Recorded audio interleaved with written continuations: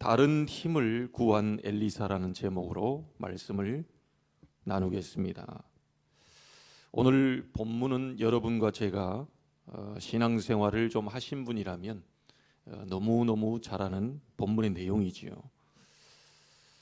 엘리사의 중심이 나오고 엘리사의 자세가 나옵니다. 이때 어떤 분들은 하루 이틀 기도해보고 안 되면 많은 사람이 있습니다. 어떤 분들은 40일 집중해도 되는 것도 없더라. 특별한 하나님의 역사가 내게는 일어나는 것을 나는 체험을 못했다. 그리고 끝내버리는 사람들도 있습니다. 그런데 엘리사의 중심은 끝까지 쫓아가면서 하나님이 원하시는 기도를 드렸죠.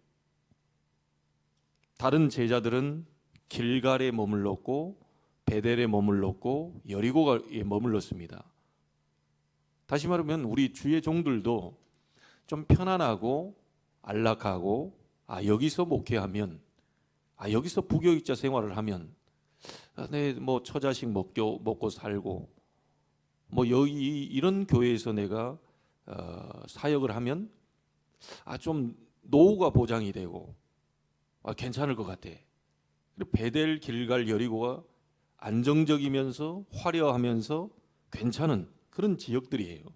그때 당시에도요. 다른 제자들은 다 거기 머무릅니다. 그런데 엘리사는 베델, 길갈, 여리고에 관심이 없었어요. 오로지 엘리야를 쫓아가면서 자기 시대는 엘리야 시대보다 더 악한 시대고 자기 시대는 이 하나님의 일을 하기 위해서는 엘리야에게 있었던 그 성령의 역사는 내게 갑절이나 있어야 된다는 것을 엘리사는 알고 있었죠.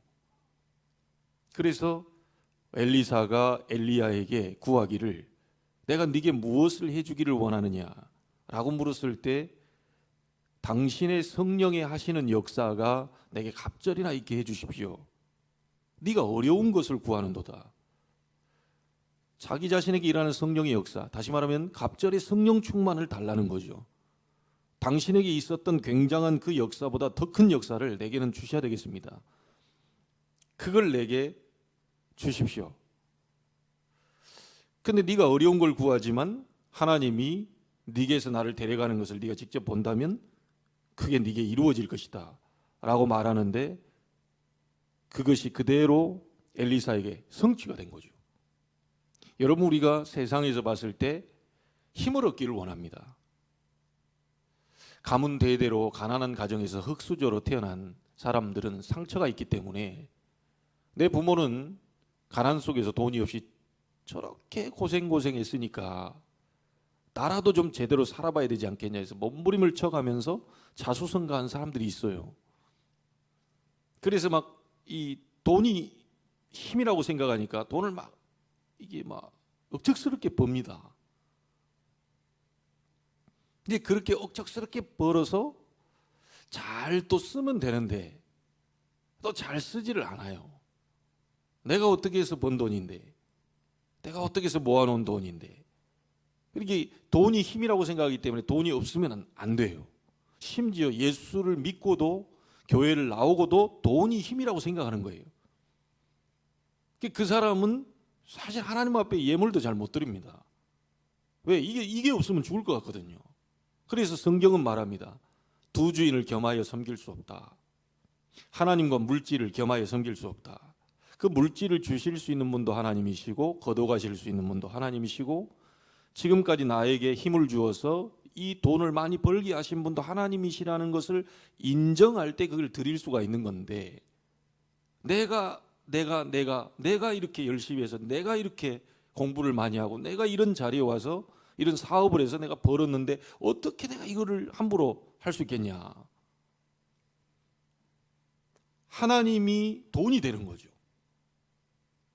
이 돈이 있으면 뭔가 내 배경이 든든하고 사람이 따르고 나에게 굽신굽신대고 이런 게 너무 이제 좋은 거예요. 돈을 벌려고 하는 이게 돈이 힘이라고 생각하니까요. 어떤 사람은 권력을 잡으려고 합니다. 왜? 권력이 힘이라고 생각하니까요. 근데 성경에서는 그게 힘이라고 얘기하지 않죠. 하나님이 말씀하시는 것은 그게 힘이 아니고 내가 바로 너의 힘이다. 내가 바로 너의 배경이다. 내가 바로 교회의 힘이고 내가 바로 세상의 주인이고 내가 바로 네 가정의, 네 자녀의 모든 것을 움직이고 해결하고 치유할 수 있는 바로 내가 그 힘이다 라고 하는 것을 성경은 지금 말해주고 있는데 그게 이제 필요 없다는 거예요. 엘리사의 중심은 끝까지 따라가면서 성령의 충만함을 달라, 당신에게 일어난 성령의 충만함을 내게 갑절이나 달라, 이렇게 계속 구하지요. 다른 제자들이 구하지 않았던 것을 엘리사는 구한 겁니다. 자, 엘리사가 구한 이 다른 힘이 뭔가요? 이 갑절의 성령의 역사가 뭔가요? 한마디로 말하면 하나님이 계신 보좌로부터 오는 그 힘과 능력입니다. 인간이 주는 힘이 아니고 하나님으로부터 오는, 보좌로부터 오는 힘과 능력이기 때문에 이거는 아무도 막을 수가 없어요. 이 축복과 힘을 가진 자는 하나님이 가는 곳마다 승리하게 하시는데, 이 힘은 시공간을 초월해서 역사하시는 그 능력이 있거든요. 그래서 여러분이 가지도 않은 237 나라를 살리는, 우리가 가서 237 나라를 살리기 전에 가지도 않았는데 이 보좌의 힘과 능력을 엘리사처럼 얻게 되면 시공간을 초월해서 237개 나라를 내가 가지 않았는데도 빛의 역사로 237 나라를 변화시키는 일들이 벌어지게 되는 거죠. 자, 여러분, 보통 우리 신자들이 구하는 제목이 뭡니까? 의식주 많이 구합니다. 먹고 사는 거, 그리고 당장에 문제 있는 거 해결을 시켜달라고 막 기도하죠. 근데 그거 구하지 말라 그랬어요. 마태복음 6장 33절에 무엇을 먹을까 마실까 입을까 그거 걱정하지 마라. 그 이방인들이 구하는 것이다. 들풀도 입히시고 기르시고 이 하나님이 모든 걸 전부 다 움직이시는데 하물며 믿는 너희일까 보냐. 하나님의 자녀를 입히고 기르지 않겠냐. 그러면서 마태복음 6장 33절에 먼저 구할 걸 얘기했죠. 너희는 먼저 그의 나라와 그의 의를 구하라. 그리하면 이 모든 것을 너희에게 더하여 주실 것이라고 약속을 해주셨어요. 그리고 예수님이 마지막 가실 때 사도행 1장 4절로 8절에 보니까 예루살렘을 떠나지 마라. 아버지께서 약속하신 걸 기다려라 라고 얘기했는데 몇 날이 못 뛰어 성령으로 세례를 받게 될 것이다. 요한은 물로 세례를 베풀었지만 너희는 몇 날이 못 뛰어 성령으로 세례를 받게 될, 성령 충만을 얻게 될 것이다. 이 약속을 했어요. 근데 제자들이 못 알아듣고 무슨 질문을 하냐면 예루살렘이 회복되는 것이 이때입니까? 지금 로마에 속국되어 있기 때문에, 주권도 다 빼앗겨버린 로마에 속국되어 있기 때문에 제자들이 언제 이스라엘이 로마에서 해방이 됩니까? 이거 질문하는 거예요. 그러니까 그건 너희 알 바 아니다. 그건 아버지께서 자기의 권한에 두셨으니 너희 알 바 아니고, 사도행 1장 8절이죠. 오직 성령이 너희에게 임하시면 너희가 권능을 받게 될 것인데 예루살렘 온 유대 사마리아와 땅끝까지 이르러 내 증인이 될 것이다 라고 얘기를 하죠. 여러분, 우리 신자들이 구하는 것이 주님이 얘기하신 것과는 완전히 정반대의 것을 구하고 있는 경우가 많아요. 언제 이 문제 해결됩니까? 언제 예루살렘이 로마에서 이스라엘이 해방됩니까? 이 말은 무슨 말이죠? 언제 나는 질병에서 노임을 받습니까? 불신자도 없는 질병을 내가 갖고 있는데 예수님이 십자가에서 다 해결하셨는데 내 질병은 언제 낫습니까? 아니, 불신자도 저렇게 돈이 많은데 언제 나는 사업이 잘 돼서 언제 나는 이렇게 좀 떵떵거리고 살 수 있습니까? 아니, 다른 불신자 자녀들도 잘 되던데 어째서 우리 자녀는 이럽니까? 좀 좋은 대학도 가고 말이지, 좋은 대학원도 나오고 말이지, 좀 이렇게 좀 멋있게 좀 살면 안 됩니까? 어째 불신자 자녀들도 그렇게 잘 살더만 어째 우리 애들은 그럽니까? 빨리 이것 좀 해결시켜주면 안 되겠습니까? 부끄러워서 못 살겠습니다. 예수님은 우리의 부끄러움을 해결하기 위해서 오신 게 아니거든요. 예수님은 여러분 사업을 번창시키기 위해서 오신 게 아니에요. 예수님은 우리의 질병을 고치기 위해서 오신 게 아닙니다. 그 질병 속에서, 그 사업이 안 되는 속에서, 그 가정이 안 되는 속에서, 그 자녀가 어려움 당하는 그 속에서 하나님의 능력을 보이려고 하는 하나님의 중요한 계획이 포함되어 있는 거죠. 그래서 응답이 아닙니다. 여러분의 영적 상태가 굉장히 중요해요. 응답을 많이 받고도 무너지는 사람이 있습니다. 예수님께 와서 치유받았는데 9명은 어디로 가버리고요. 다 치유받았는데 어디 다 도망갔습니다. 그것도 유대인이라는 사람들이 다 도망가고요. 그 멸시천대 받던 사마리아 사람이 와서 넙죽 절하면서 인사를 했다니까요. 병 낫는다고 다 막 열심히 내고 막 신앙생활 잘하고 그런 건 아니더라고요. 저도 96년도 연수동에 왔는데요. 제가 모셨던 목사님이 첫 집이 어디였냐면 대림아파트라는 곳에 갔는데요. 갑자기 전도사가 26살 전도사가 뭘 알겠습니까? 그걸 목사님 딱 갔는데 천주교 집회를 간 거예요. 근데 21살짜리인가 대학생 여자애가 귀신 들려가지고 남자 소리를 내고 있더라니까요. 천주교 집안인데 딸아이가 귀신 들려가지고 남자 소리를 내요. 아 하면서 찬송 부르자고 하니까 막 발악을 하고요. 막 싫다고 하고요. 그래서 찬송가 옆으로 치워놓으니까 원래 목소리가 나와요. 다시 또 사모님이 찬송하자니까 막 아 하면서 소리가 나와요. 이야, 저게 귀신 들린 거구나 저게. 그래가지고 목사님이 그 성모 마리아상 큰 걸 거실에다 해놨더라고요. 망치하고 저거 가져오라고. 나 그런 모습 처음 봤네요. 그런 목사님 처음 봤어요. 아무리 그래도 그렇지. 그럼 망치 갖고 와가지고 그 성모 마리아상 큰 걸 들고요. 한 손으로 들고 망치로 그걸 때려 부숴버려. 그래 막 거실 바닥에 쫙 다 깨져가지고. 그러면서 하는 말입니다. 우상, 이것 때문에 제가 귀신 들린 거다. 어디 하늘 위, 땅 아래 형상이들 만들지 말고 절하지 말고 섬기지 말라는 이게 왜 섬기고 앉아있냐. 마리아가 그게 무슨 힘이 있다고. 그래서 귀신 들리는 거다. 바로 박살 내버리고. 사모님이 유아실 지하에 있어요. 우리 공간 정도밖에 안 돼요. 지하에 유아실 뒤쪽에 있는데 그 들어가서 밤새 찬송하고 기도하고 또 멀쩡하면 뭐 복음 전하고 이래가지고요. 하루 저녁에 완전히 뒤집어 놨다니까. 그 온 가족이 천주교 다니던 온 가족이 와가지고 주일날 예배하러 왔더라니까요. 근데 아직도 96년도 그 생생합니다. 근데 첫 현장이 바로 그 귀신 들린 현장이었다니까요.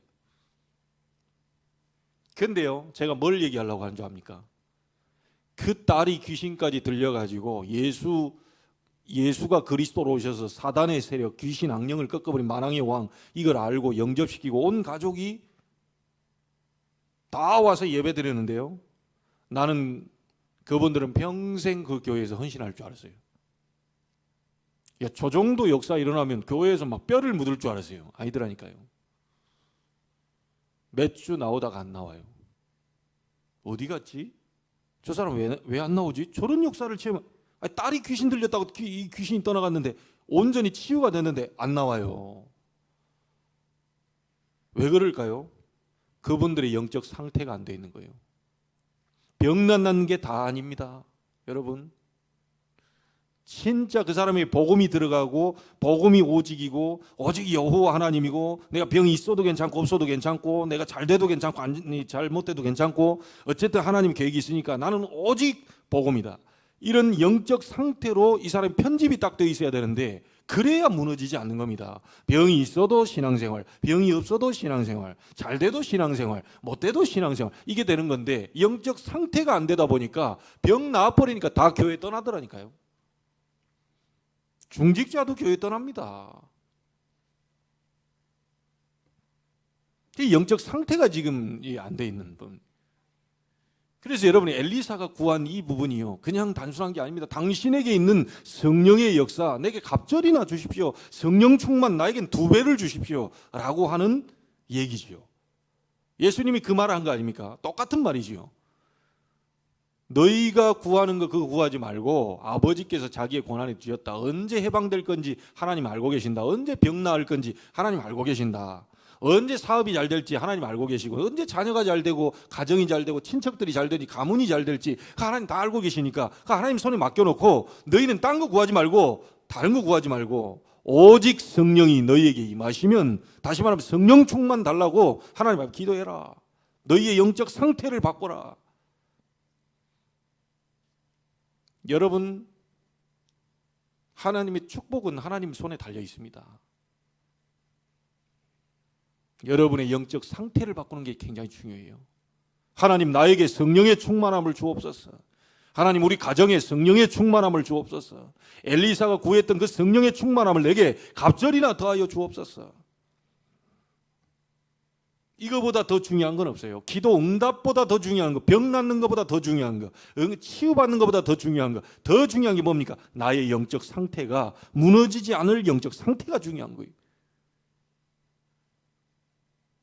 주변에서 막 환난과 핍박과 막 엄청난 것이 들어와도 전혀 요동치지 않을 만큼의 영적 상태, 하나님 그 상태로 나를 만들어줄 성령의 충만함을 나에게 오늘 허락해 주옵소서.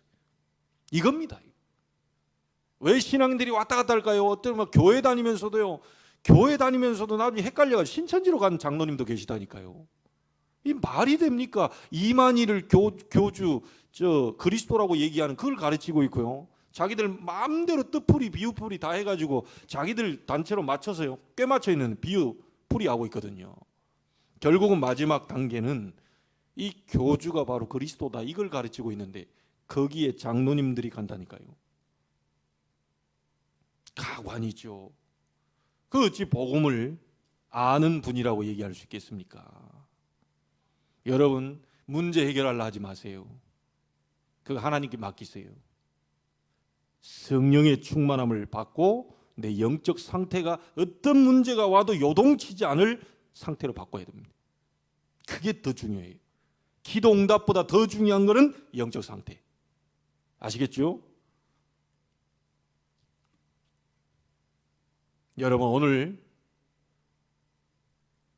엘리사에게 임한 세상이 알지 못하는 보좌의 능력, 보좌의 힘, 이것이 여러분에게도 오늘 갑절이나 더하게 되기를 원합니다. 오늘 여러분 기도하시다가 영적 상태가 완전히 바뀌고요, 응답은 놔두고요, 막 뭐가 변화된다, 치유된다, 막 기적이 일어났다, 이적이 일어났다, 막 그런 건 놔두고요, 굉장한 역사 일어나도요, 막 떠나가요. 그런데 어떤 것이 아무것도 안 일어나도 무너지지 않을 영적 상태로 만들 보좌의 힘, 엘리사가 구했던 그 다른 힘, 세상이 주는 것 주지 않는, 못하는, 알지 못하는 그 힘, 이 힘을 얻어서 여러분들이 오늘 승리하는 날이 되기를 주의 이름으로 축복합니다. 하나님은 살아계셔서 응답하고 계십니다. 하나님은 살아계셔서 여러분이 어디가 아픈지 문제가 있는지 다 알고 계십니다. 하나님은 여러분의 하나님으로부터는 힘을 얻기를 원해요.